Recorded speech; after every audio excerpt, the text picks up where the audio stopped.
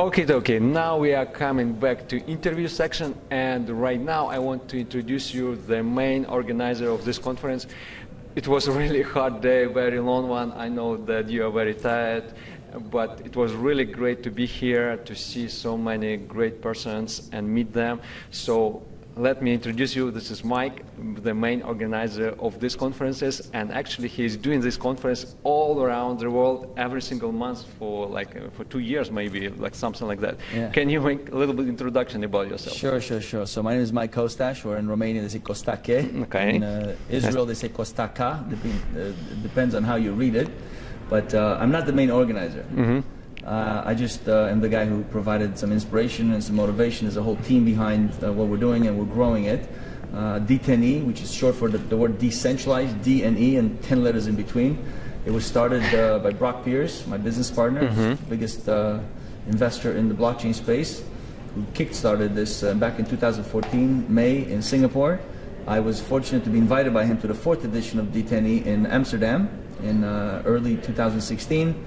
When the market cap was 8 billion, 7 of it was Bitcoin, and it all got started. And by the way, referring to what you just said about being tired, no, I'm not tired. I have 60 more years to carry the world on my shoulders as much as possible, so I'm 40 years old now.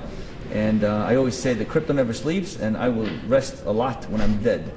Until then, we all need to do a lot of good in this world and help the dozens of centuries and hundreds of people that should have, hundreds of thousands of people, millions of people, they should have had a better life much earlier than today.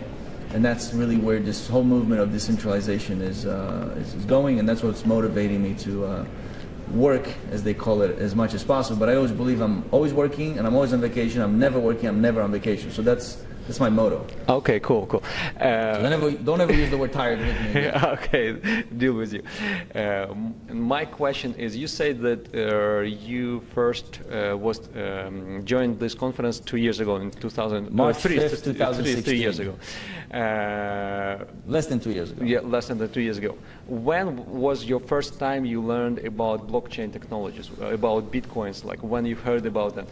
Why you inspired so much? Well, first of all, I heard about it in 2008, 2009, 2010, 2011, 2012. I heard 3 times per year for 5 years about this word called Bitcoin, and the word blockchain probably in the last few years. And it really took a friend of mine. I was his chief investment officer, a very dear friend of mine for 20 years. And he said, somebody owes me 20 grand and they're not paying me. But now they came up with this method to pay me in Bitcoin.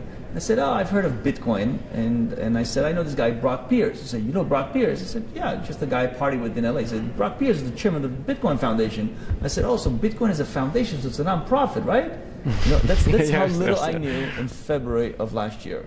Okay. So I sent Brock, I was in LA at the time, and my friend lives in LA as well. And I sent him a message, and I said, hey, what are you doing tomorrow for breakfast? Hey, he said, I just came back from Miami. Let's have breakfast tomorrow at 9 o'clock. So I said, listen, only 1 hour because I'm busy, I told him. And by 3 o'clock that day, the next day, we were still talking, from 9 in the morning till 3 p.m. And I was so interested about everything he was explaining to me so quickly because he speaks much faster than I do. And I said, okay, so what's the next step? He says, well, come to my conference. I said, oh, you have a conference? He says, yeah, it's called D10E. We've done 3 editions in Singapore and San Francisco twice. And now we're going to go to Amsterdam. And I said, when? He says, tomorrow. I said, really? So I got on the flight and I went with him. And that was it. Cool. Now that was the 4th edition. And the 5th edition was in San Francisco. I didn't go to it. And on the 6th one was here in Bucharest in February 21, 23 of this year, when the market cap had reached 20 billion. And that to me was pretty interesting because Bitcoin, I think, was 17 billion of that. But it still didn't make much sense to me. So I said, okay, if I take over this conference and I own 50% of it with them, which really we don't own anything, it's just a brand, right? And it's a movement, it's a stage and a mic and a bunch of people putting it together, right? I said, if I am in that position where I'm the co-chair of a conference, and it's also called a leading conference on decentralization, I'm going to have to figure out that switch between economics and technical, which I have no technical background, much faster. And I imposed it on myself in 29 days to learn everything about, that took people from 2008 until 2016, or 2017, what took people 8-9 years to develop and understand. I said, I'm giving myself 29 days. We were both in Washington, D.C. Brock Pierce used to work with Steve Bannon, or Steve Bannon used to work for Brock Pierce. It depends who you ask. And I used to work with Donald Trump for the Miss Universe pageant. I had the franchise for Romania, one of 90 countries to participate in that pageant. And I thought, okay, we're both in Washington for 4 days of amazing, amazing parties and inaugural events. And I said to him, let's get John McAfee to come to Romania. Let's tell him that we're going to go party with him and have a funny experience at Dracula's castle. Tell him to bring his wife. And the whole thing just was a domino effect afterwards. Okay, cool. That's the story. A very great story, and what I like about your conference, what makes your conference different from all another ones, is actually that you have competition day for ICOs. Tomorrow will be competition day when nearly 15 companies. 15 companies 15 will be participating ICOs tomorrow. Yeah. This will be the 5th competition. The first one was in Kiev in September. Then we went to Gibraltar. Okay. Then Davos. Then Ljubljana, which was just 2 days ago. And now here. So altogether, we gave $400,000 in Kiev, $100,000 in Gibraltar, $250,000 in Davos, $100,000 in Ljubljana just Tuesday, 2 days ago, and now tomorrow it'll be more than $100,000, but I'll keep that as a surprise. But it's basically $1 million in 5 editions in 3 months. Wow. And our funds that put up that money, we get tokens back. So it's not like free money. Sure, right? It's not like Microsoft saying, here's $50,000 for the organizers for the event and give me branding, and here's $20,000 for the competition. Because then you're not voting with your money. Absolutely. We vote with our money. So basically, if somebody is watching this video and want to start their ICO, I think that this conference is one of the best way to tell people, to make publicity, to speak with investors, to present this idea and get first investment to their. It's not just the first investment; it's investment from some of the top crypto hedge funds. Absolutely. Today we have 120 crypto hedge funds with $5 billion under management. Okay. They're all members of the Blockchain Investor Consortium, which we started just September 1. Wow. And we started it with 6 of us that we had co-invested together between Token as a Service, TAS, and Blockchain Capital, and Consortium, Eddie Travia, whom we heard from earlier, and a few other funds that had already co-invested together in the beginning part of the year. And we kind of felt that we needed to be united and do due diligence together and share due diligence on deals that we like, and also co-invest together. So we get better terms for our money and our investors by co-investing together. And that's how the whole Blockchain Investor Consortium got started. And we had a wonderful first dinner on September 16th in Kiev, where TAS is headquartered. And ever since then, it's been nonstop. People calling us from everywhere because of one article in Forbes and one in Fortune and a few articles and mentions in Cointelegraph and media folks like you. And every day there's 2, 3, 4 new crypto hedge funds that have at least $3 million under management who apply, and we accept them all. And then we used to do this event every 6 months, then every 3 months, then every month. And now this month, December 2017, we're doing it twice a month, back-to-back Ljubljana and Bucharest. Next month, we're also doing back-to-back Davos, Switzerland, and Cayman Islands. And then I think by May, we'll be doing one every week. But you know, it's not just about our conference, okay? Because I also started the Blockchain Events Producers Consortium, the Blockchain Events Consortium, BEC, which basically I give speakers and sponsors and recommendations to all other conference organizers that should also be organizing more and more conferences, because I can't be the only one doing this. Of course, I'm always taking the level up and up and up and up with our most transparent and ethical voting system, so that everybody could just use my system and have a credible and ethical means of voting, and not just decide, okay, these are the 20 companies pitching, and I decide because I'm the organizer which one I have interest in. That's why I don't vote. I'm there as the president, the non-voting president of the jury, the judging platform, only in case there's issues for me to help decide what to do. But I don't vote. I have put my own money in these things, and my own company has a seat as an investor through Brad Yassar, and we are one of the 120 crypto hedge funds that put money into deals. Okay, if you see, for example, different ICOs, for example, from your perspective, from your point of view, how you select the best one? Like, what the main keys you see in each team, in each project? So there's a fairly extensive list. Absolutely. It's actually one PDF and one page. I have it saved in my phone, and everyone I meet, I say, here it is. If you meet this criteria, and if you give me this documentation, and it's real and credible, then talk to me. No, then we'll be able to analyze everything that would have taken me 20, 40, 50 hours. It would take me half an hour to look at it. And if I like it, I'm going to share with 120 other crypto hedge funds and individual investors. And then when I come to the table with you to sit and have a Skype or a physical meeting, then it's a bunch more people. It's not just me and our analysts and tasks. It's more intelligent people that are asking you tougher questions. Absolutely. So now I get to free ride off of their intelligence because they have their own money, their own experience. They may know more about your industry than I know. And therefore, they are helping me shortcut the due diligence process. Cool. So this is what we call streamlining or standardizing due diligence between a pitch, whether it's at the conference or officially, or I meet somebody in a restaurant and they hear what I do and they say, oh, can I pitch you? I said, here's the list. Come back to me when you're ready with all this. Don't waste 20, 50 hours of my life and my team's Absolutely. life. Come back with all this documentation. And we've had a few people that have actually come back with 44 pages, a nice PDF, and said, we're ready within a week. We looked through it, said, great, now let's have a real meeting. Cool, cool. Time is money. Yeah, and money is time. I agree with you. Crypto never sleeps, but we do have to sleep sometimes. So. That's true. In your opinion, what do you see potential of blockchain technology in the future? Because, for example, I believe this is like 20 years ago, 25 years ago when internet started. It's kind of similar right now when you see this blockchain technology. The only thing that's similar is the hype of, wow, there's so much money out there. Okay, in 99 you had 104 billion. And then March 10th of 2000, what happened? It was 25% of the tech stock market in New York City, right? In the New York Stock Exchange, right? So everybody got scared because that was a real bubble. Okay, there was no fundamentals. It was just people playing with money. Many people making a lot of money on the stock exchange just because of the hype, right? With no fundamentals. Absolutely. Based, there was no basis of any of those companies, right? So the only thing that's similar to that is the hype. That's the only thing that's similar. Besides that, there's nothing similar to anything. It's just that happened 20 years ago, so most of us are old enough to remember that we missed the boat. And quite a few people jumped on the boat, made a lot of money, said, oh my God, I can't believe how much money I made out of people's craziness / stupidity to believe in this inflated thing called a share, publicly traded on an exchange. That's true. But your vision of blockchain technologies, because you are doing this, so you are believing in these technologies, what do you think will be potential in the future for blockchain?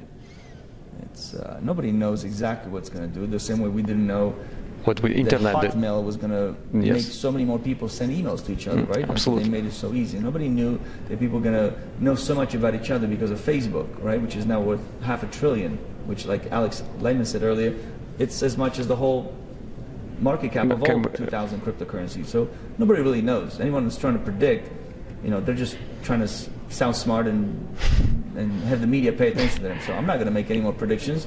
The same way I said it earlier on stage, I predicted that February 23rd, when we finish the conference here, there would be at 100 billion market cap within 12 months, and it would happen in 100 days. 2 months ago, I predicted the market cap would be 1 trillion in 12 to 12 months to give myself some range and leeway. And it's already $500 billion, and we're not even at the end of the year. You know? So I'm not going to make any predictions about the value of the cryptocurrencies, the value of Bitcoin, but where it's going to go, it's going to change everything that we know. So whoever's not ready to live and be part of this change every single day, they will just look at it and say, oh, I was there, but I wasn't smart enough to participate, not just in the wealth creation of it, but in the actual technological advancement of it, like Craig Sellers. He's leading the field, and that's why him and Jason King are making this amazing academy for blockchain. Amazing idea. So it's not an idea, it's reality. We're living it. It's being implemented, it's being financed. That's true, that's true. We come up with ideas at 3 to 5 in the morning, by the way, and then the next day we wake up after 2 hours of sleep and then we go and implement them. These are not ideas, these are moving targets. Before we will finish this great interview, what will you recommend to people which want to start their own ICO? They want to start their people who want to start their own ICO should reflect on what the question is. The question is not, do I want my own ICO? Because when I asked that earlier, everybody put their hands up, right? Yes. Okay. It's not. The question needs to be, what do I have in my skill set, and what don't I have?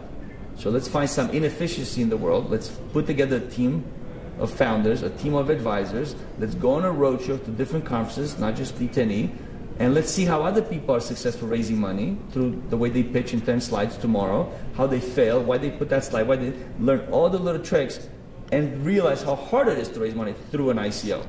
Yes, because everybody thinks... when they realize how hard it is to raise money through an ICO, and how every ICO is different, how everything is changing, and nothing that you saw yesterday is relevant 100% to you today or tomorrow, then they realize Do what I they need need it? to do. And then they just need to, like I said, I always said, you know, I don't believe in luck, but I do believe that luck is when preparation meets opportunity. So being prepared and having your eyes open and doing what I did, 25 conferences in 20 countries in 10 months. Then you really have a bird's eye view of what's happening throughout the world and how it evolved. Yes, that's true. Thanks, Mike, for your time, for your interview. That was Mike from this conference. Thanks again for watching this video. And now let's go to another speaker from this conference. Thank you again. Thank you. Thanks. Okay, we are back with interview section, and right now I want to introduce you another great person which I met here. This is CEO for CoinZilla company. Yes.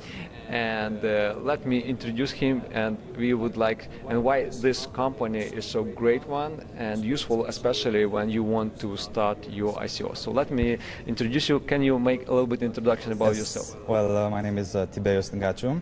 I'm from Romania, and I started in web development 10 years ago, and after that I got into ad technology with my partner, my business partner, and from 1 year now we are in the crypto, and we do ad network stuff in this area.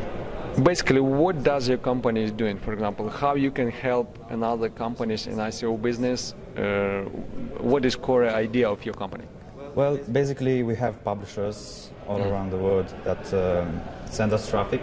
For example, we have CoinMarketCap or any other like 99 Bitcoins or other publishers, and we have ad spots placed on their website, and we give to our advertisers the traffic they need to start the ICO and to get funds. So basically, instead of contacting biggest portals about cryptocurrencies in the world, like CoinMarketCap and another one, it is way easier simply to go to you to order Yes. banner advertising, and you will get traffic. Yes, we basically gather all the websites, and it's no need for you or for any ICO creator to go to each website and buy traffic from there. We simply have all this traffic, and they come to us, and we give them. Nice. Do you have some tracking system that people can then see how their banner successful or not? Yes, we have a platform created, and we give any statistics they need. So, for example, if they want to see country targetings or maybe conversions or other stuff like that, they can simply get it on our platform. They just make an account, and after that we create campaigns for them. Our managers can do that, and afterwards, maybe meanwhile they do the campaign, or at the end of the campaign they can see all the stats they need. Okay, nice. Another question is there any minimum budget to use your platform, for example? Because I know that some companies, they are requesting minimum like $10,000, $50,000, and even higher than that. Yeah. But do you have some minimum? We have absolutely no minimum. Okay. So basically what we can do, they come with us with a budget, and based on his budget we can say, okay, we can place you there, there and there, and after that they can deposit the funds how much they want, and the campaign will just run. So there's no minimum budget. Okay, cool. Again, you are saving actually time, because you need a lot of time to contact each of those websites, so you can do this from one place. And how this idea of this company came to your mind? Like, why you decided to start it, and when? Our parent company, Sevion, is doing ad technology, and we have multiple platforms created. And we have also the experience of doing these platforms. But 1 year ago, yes, CoinZilla is only 1 year old, but we had a very big growth in the past year. So a colleague of ours just said, okay, let's go to crypto. Why? Because everybody has jumped into that. And so that's why we have just made a platform, and we have tested the market. But it's only 6 months ago that it's just exploded. Boomed. And that's why we're here, and we have all those big websites, and stuff like that. Okay. When you first time heard about blockchain technology and about Bitcoin, do you remember that time? Well, I was younger when I heard about that. I don't know, maybe 6 years, I don't know. But I didn't care about it. It was just something I well. But let's say 1 year ago when we started this company, this CoinZilla ad network, we heard a bit more and a bit more about it. And right now we are right into it, giving. Are you excited from this business, from this technology? Yes.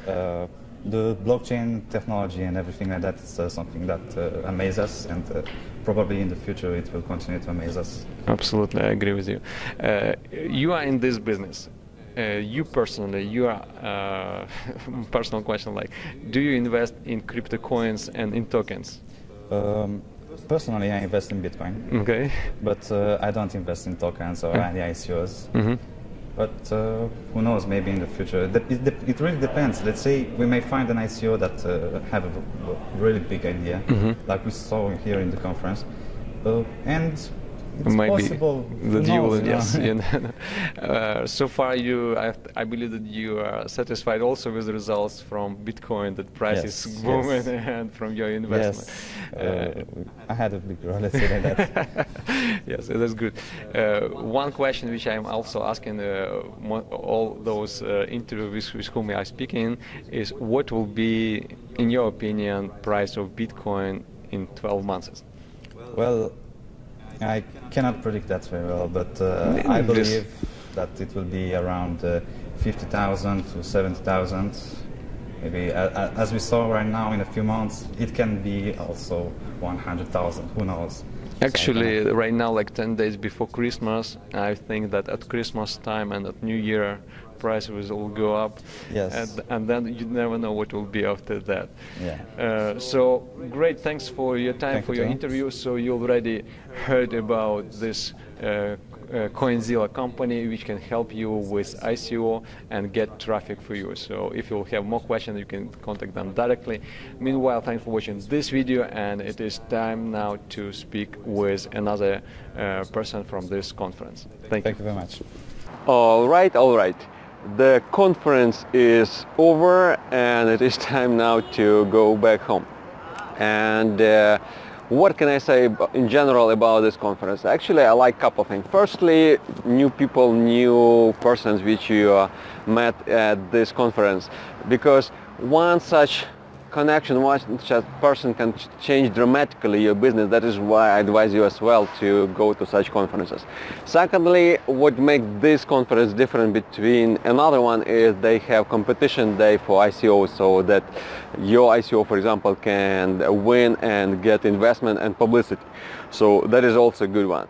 And it was also about meeting, about how they are prepared after party yesterday evening. It was also very good one.